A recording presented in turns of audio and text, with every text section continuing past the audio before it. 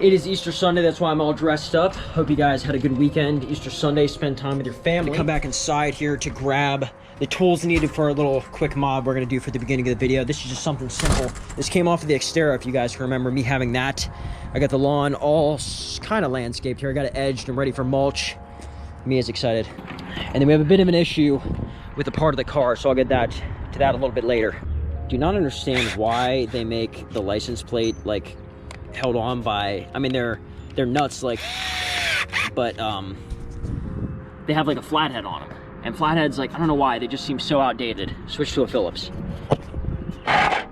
Yes, obviously since it's on a bolt, then it's a little more secure. Super simple. Only 2 holes in the bumper. Can you film for me, please? I only got 2 hands. Crazy. I love how one of the perks on the box for this is literally UV protection. Protect your license plate. And it's like, I could care less if my license plate gets dinged, chipped, or has UV fading over the years. So I think we all know what this is for. Don't have to put these in too tight because it sticks out so far, because I guess it doesn't fit the license plate. I thought all the license plate sizes were about the same, other than like on a motorcycle or something like that, but that's all you need. And it's ready to go. You can kind of see it doesn't line up at the top, and kind of sinks into the bottom, and then the edges on both sides stick out, so there's no way to make this fit correctly.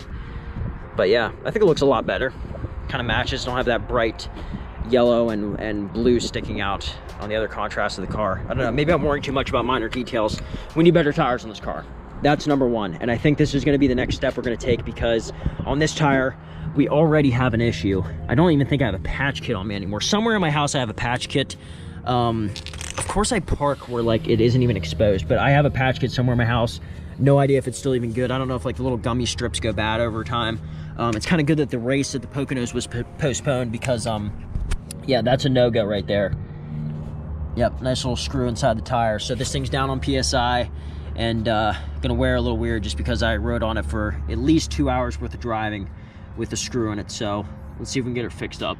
So I had some pretty sweet stuff from Mike to wash the car with, but I think tonight we're just gonna go with the Dawn dish soap, some water, and my dad bought me this new, it's like this brush. I understand like this will mar up the paint, but it's brand new, so I'm probably gonna use it once and then maybe never again. But before you freak out, the CoRvEtTe, the Mustang's paint isn't in the best shape as it is, so I feel like this will be able to enough to get us by. Better than paper towels. I see some people use that, and that is definitely a no-go. So let's give this a shot.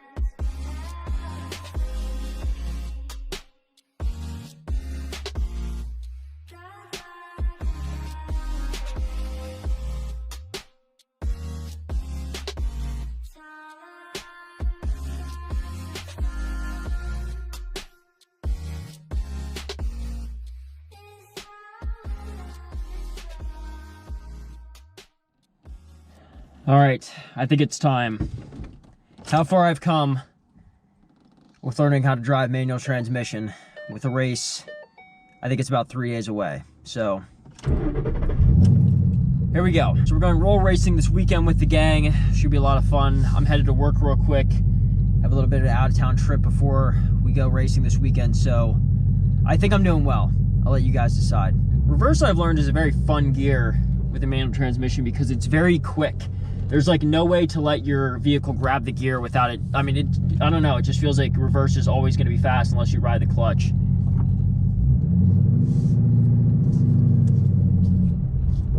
Then again, I may just be revving too high, but I don't know, it just feels even if I let the revs be quite low, it's still kind of an issue. Not that I mind. I'm starting to learn a little bit more on downshifting. Whenever I come up to a red light, if I wanna downshift and let the engine do a little bit of the braking, because I've learned how horrible brake dust is, and trying to clean wheels and stuff like that, it's not fun. My girlfriend says I'm still a little bit stiff whenever I try and shift gears. I kind of like, I don't know, I guess I like grip the steering wheel hard because I want to make sure that it gets into the correct gear. My worst fear is going like, especially if I'm trying to go fast, and I'll jump from say 3rd to 2nd instead of going to like 4th gear. And I always wonder why guys, like, they jiggle the gear whenever they have it in neutral, because it's like you want to check to make sure it's in neutral, so you slide it back and forth. And I find myself doing that now because it's a lot more convenient to do that and just make sure that you are in that gear. And I think I mentioned this a little bit earlier, but I had the pleasure of running into my first bout of traffic in this thing. And it wasn't too bad. It definitely was a little weird. Just trying to get the hang of like not riding the clutch. This thing is a lot of fun, but I've had the pleasure of driving a lot of Mike's vehicles too, and this thing still sticks out as being fun to drive, and I'm definitely not, I wasn't spoiled too much with any of Mike's vehicles to make it so that this thing isn't fun. That exhaust lead sounds really good. I probably shouldn't push it above 80 because we have a freaking screw in the tire and I'm like being hard on this thing. But yeah, I'm a little bit more smooth with the gear shifting. My first to second was always a little bit weird, and this is a question I wanted to ask people. I wish I could point the camera at the gear shift. Put this thing in 6 so I can actually hear me. When I would say I'm rolling up to a red light, I'm in 5th gear, going however many miles an hour. The red light is still red in front of me. I'm coasting up to it, let my RPMs drop. The red light turns green. I stick it in neutral because now I'm going relatively slow, and the traffic in front of me is now beginning to move. So I can't stop the vehicle and start over again in 1st gear. So now I have the luxury of being able to pick a gear which one I feel comfortable with. The revs can match. It's going about 7 miles an hour, just coasting, 7 miles an hour, somewhere around there. And I said, okay, I can stick it in 2nd gear, let off the clutch slowly, and apply gas just to keep the revs up. And for whatever reason, this has happened twice now, only in 2nd gear. The shifter will shake back and forth like violently and like make like a clanging noise. Not like a gears grinding noise, but it's like ting ting ting. It's like a very tinny noise. And I'm getting no grab. Even it's weird. It's like something is wrong there. And what I did was I'm like, okay, I'm missing on the, like my gear's not the whole way in. I don't have my shifter pulled back enough and I'm still in neutral. I had no idea what the issue was, or if someone can explain it to me, because the gear was the full way in, and then what I had to do was then jump to, I should have just went to 1st, but I went to 3rd, just to try and get something out of it. Now I'm going way slower than I should be to get into 5th gear. And it was just a mess. So I hope I wasn't injuring the vehicle, and I want to blame myself because I'm new at driving manual transmission, but I feel like in that situation both times it was the vehicle, because also 2nd gear is a little weird whenever I pull it in. It feels like it's not as smooth as the other gears.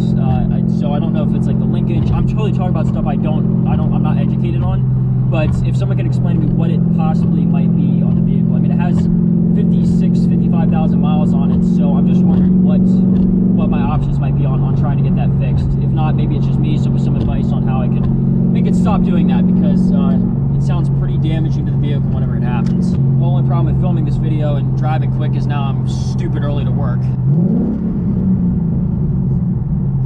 This thing's awesome. Well, now I have to apologize because this video is long overdue and now it's late to go up because I just got back from a 3-day work business trip.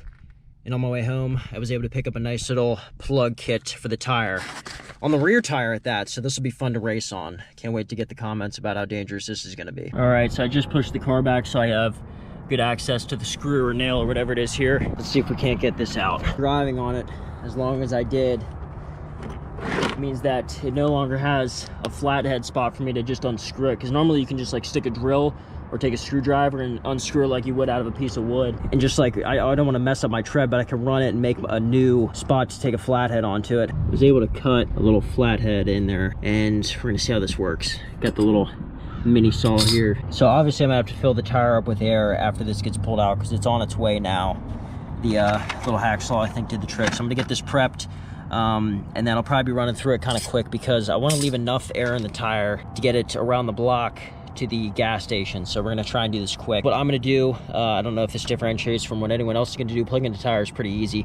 I'm going to make the hole a little bit bigger once I get the screw out with this piece right here. It sort of files and open. And the reason you want it to be open bigger is because there's no way you're gonna get this plug in without the hole being bigger. You feed it through this little, it's almost like the top end of a needle, halfway on each side. Whenever you pull it out, it should release as the tire grips onto the plug. And as far as I know, you can drive on these things forever. I mean, I literally, on my Xterra, I think I drove cross country twice, and then however many miles in between with going to work every day for 5 years, and never had an issue with the plug. So they're pretty much lifelong, last as long as the tire does. You'll notice work better at this point. Very fine threaded screw, and that's all it is. It can take down the entire Mustang. That sucks. All right, here we go. The only thing I'm worried about is how there's like a little mini tread here inside, which hopefully, like, if I didn't seal it up completely, the air doesn't want to ride out of that little canal there and come out the side and slowly leak over the years, or days for that matter. But yeah, she's in pretty good shape. This is after 2 days driving on the plug. It seems to be holding up pretty well. Who remembers this absolutely classic shirt? This thing's almost vintage now at this point with the channel. Not from my channel, from someone else's, but I just remember long ago seeing this shirt. Just got done cutting the grass. Yard's getting in good shape. Got all the flowers and ferns up. Gonna run inside and edit the rest of this video. I hope you guys enjoyed this. Likes, comments, I read all comments. I'll try to get back to every single comment that I can, as long as I can in any of these videos. The support really means a lot. The video's been blowing up like crazy lately. I also just finished filming the Chevy video, so that'll be going up next, probably in the next 2 days, very soon. Again, thank you guys for the support. Subscribe if you enjoyed these videos and you want to see more stuff like this. I'll see you guys in the next one.